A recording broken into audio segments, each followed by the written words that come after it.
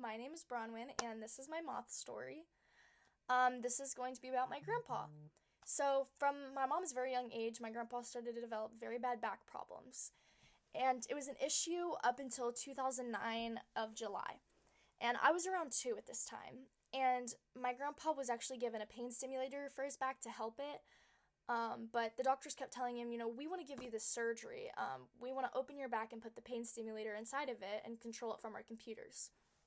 So, my grandpa finally agreed to do the surgery, and after it, he felt amazing, he said. And so, throughout the course of the very few weeks that he was home after that, he started to get very, very sick. And so, one day on July 31st of 2009, my grandma and my grandpa were walking in Walmart. And my grandpa looked at my grandma and said, "I'm not feeling too well." And he actually collapsed onto the ground and his legs gave out and he was actually paralyzed from the neck down. So he was life flighted to OSU and none of the doctors could figure out what was wrong with him. My grandpa truly thought that it was the box that was inside of his back. He kept telling him, it doesn't feel right, it's messing me up. So the doctor actually shut off the box, but he refused to take it out of my grandpa's body. The doctors told my family and my grandpa that they could pump him with liquid steroids for 7 days straight. And if out of those days he started to be able to move, he would be okay. But if after that 7 mark he couldn't move, then he would be permanently paralyzed.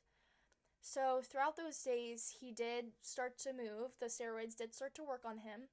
So they put him in the Dodd Hall to help him with the physical therapy aspect of it.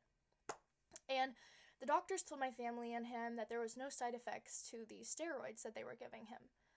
So one night in the Dodd Hall, my grandma was there to visit him and just sit there and talk with him, and he told my grandma that the staff was very mean to him and he wanted to go home.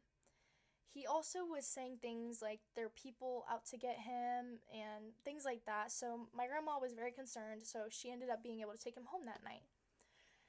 So one night after these weeks that he was home, he started to act very differently, and my grandma could truly tell after taking him out of there.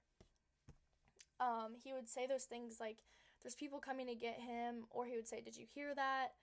And he just truly could not explain what it was to my grandma.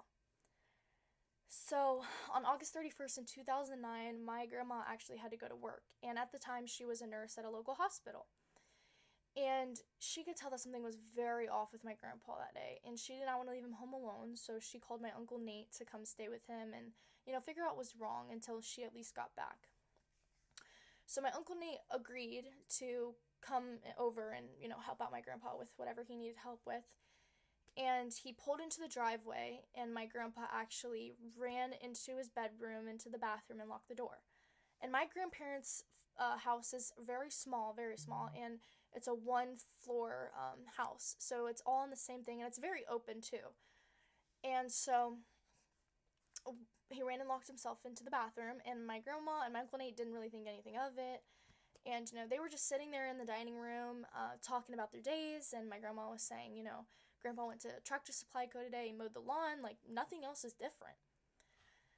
And so, after talking and having a conversation, they heard my grandpa yell, and he said to tell everybody that I love them.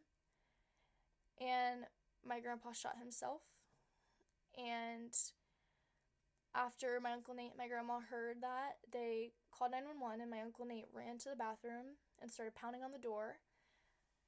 But it was locked, and they heard the gun go off again.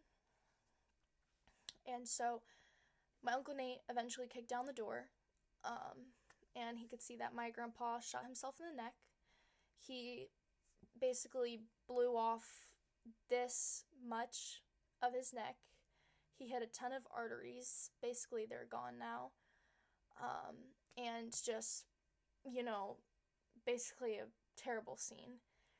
And the squad eventually got there, and they got him, and they said that he was dead. They had him on life support, and they life flighted him to Cleveland Metro Trauma 1 Center. And they called our families, and they told everyone to come say goodbye. Excuse me. and they told us that he was going to die, and they were trying to save him, but be prepared if not, because he's lost a lot of oxygen, so it's most likely that they won't be able to save him. So they did do a chest flap on him. The left muscle in his chest to stabilize his neck, that's what they did it on, just so his neck wouldn't fall forward due to blowing out his neck muscle. So he was in the hospital in a coma, I think for not less than a month, I think less than a month and a half, I would say. And they did test after test, and they saw big spots in his brain where he had strokes at. And throughout the time in the hospital, he slowly started to wake up, and he could not remember anyone. He could only remember my grandma and me for some reason, even though I was around 2 years old. There was multiple other kids in the family that were my age, but he could distinctively remember me and hug me. And he thought that my mom was his sister, Aunt Gloria, and he thought that my Aunt Jen was his sister, Betty.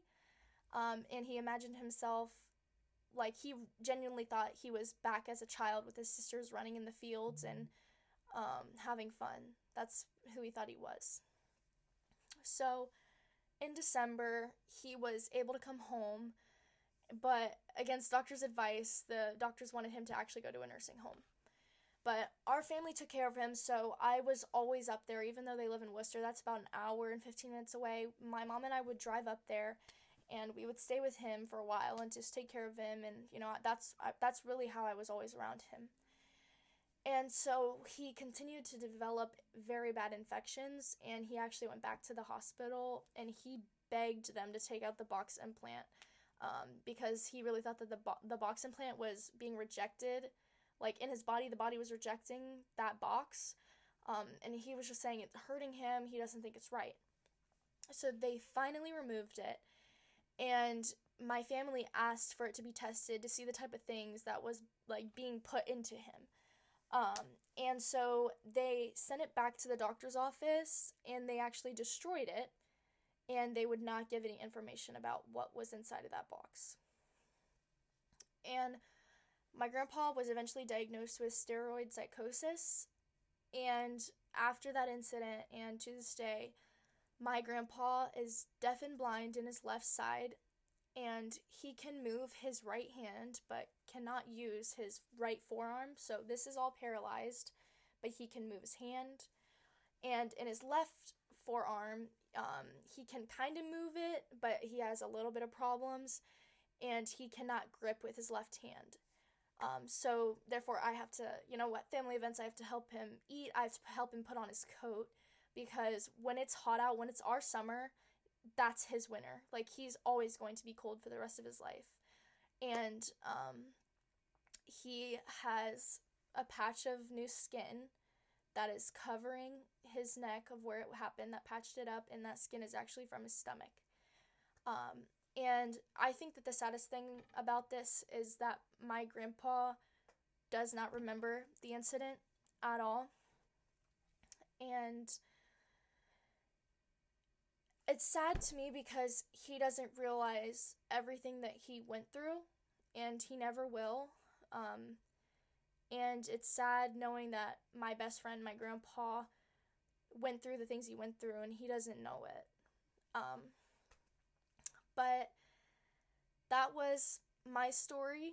My grandpa is well and happy now, and he's still kicking it at, I don't even know how old he is now. I probably sound like a bad niece or granddaughter.